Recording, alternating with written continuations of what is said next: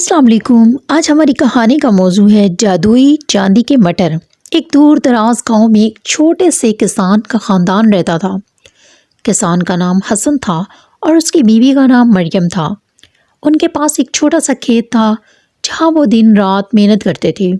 حسن اور مریم کے پاس زیادہ وسائل نہیں تھے، مگر وہ خوش تھے اور ایک دوسرے کے ساتھ زندگی گزار رہے تھے۔ ایک دن حسن کھیت میں کام کر رہا تھا جب اچانک زمین میں کچھ چمکتی ہوئی چیز دیکھی۔ اس نے قریب جا کر دیکھا تو وہ ایک چھوٹا سا تھیلا تھا جو چاندی کے رنگ کے مٹروں سے بھرا ہوا تھا۔ حسن نے حیرانی سے اسے اٹھایا اور مریم کے پاس لے آیا۔ مریم نے جب وہ مٹر دیکھے تو کہا، یہ کیا عجیب سی چیز ہے؟ حسن نے جواب دیا، پتہ نہیں، لیکن یہ بہت ہی خاص لگتے ہیں۔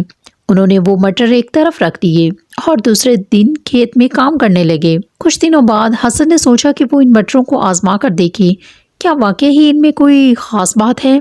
اس نے ایک مٹر کھایا اور فوراً ہی اس کے جسم میں عجیب سی توانائی محسوس ہوئی۔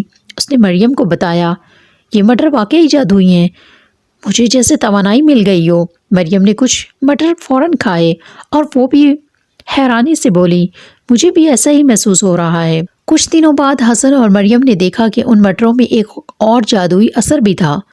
جب بھی وہ ان مٹروں کو کھاتے ان کے کھیت کی فصلیں بہت زیادہ پیداوار دینے لگتیں۔ فصلیں تیز تر بڑھنے لگیں اور زمین بھی زیادہ زرخیز ہو گئی۔ حسن اور مریم کی زندگی بدلنے لگی۔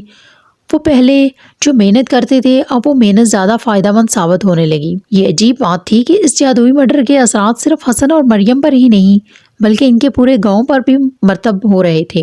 گاؤں والے آ کر ان سے پوچھنے لگے کہ ان کے کھیت میں اتنے بھرپور کیوں ہو گئی ہے؟ حسن اور مریم نے ان کو مٹر کے بارے میں بتایا اور گاؤں والوں کو بھی وہ مٹر کھانے کے لیے دیے۔ جلد ہی پورا گاؤں خوشحال ہو گیا اور لوگوں کے دلوں میں حسن اور مریم کی عزت بڑھنے لگی۔ سب لوگ ان کے کھیت کی زمین کو دعا دیتے اور ان کی خوشی میں شریک ہوتے۔ تاہم کچھ دنوں بعد گاؤں میں ایک اجنبی شخص آیا۔ وہ ایک جادوگر تھا جس کا نام زاہد تھا۔ اس نے سنا کہ حسن اور مریم کے کھیت میں جادوئی مٹر ہیں تو اس نے ان مٹروں کو اپنی جادوگری کے لیے استعمال کرنے کی منصوبہ بندی کی۔ وہ حسن کے پاس آیا اور بولا، میں تمہاری مدد کرنا چاہتا ہوں۔ تمہیں ان مٹروں کا اصل راز سیکھنا ہوگا تاکہ تم اپنی فصلوں کو اور بھی بہتر بنا سکو۔ حسن نے اس کی بات پر دھیان دیا لیکن اس کا دل کہہ رہا تھا کہ کچھ غلط ہو رہا ہے۔ اس نے مریم سے مشورہ کیا اور مریم نے کہا، ہمیں متحد رہنا چاہیے کیونکہ ہم نے یہ مٹر خود پائے ہیں اور ہمیں ان کا صحیح استعمال آنا چاہیے۔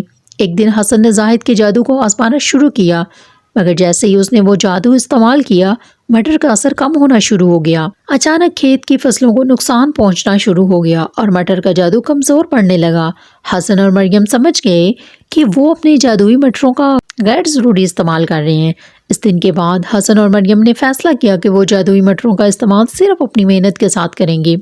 انہوں نے زمین کی محبت اور خدا کے دین سمجھ کر جادوئی مٹروں کو اعتدال سے استعمال کیا اور اس کے نتیجے میں ان کا کھیت ایک بار پھر سے بھرپور اور زرخیز ہو گیا۔ گاؤں والے دوبارہ خوشحال ہو گئے اور حسن اور مریم کی محنت اور حکمت نے ان کی جادو کو ہمیشہ کے لیے محفوظ رکھا۔ وہ جان گئے کہ ہر جادو کا ایک اصل راز ہوتا ہے اور وہ راز محنت، ایمانداری اور محبت میں چھپا ہوتا ہے۔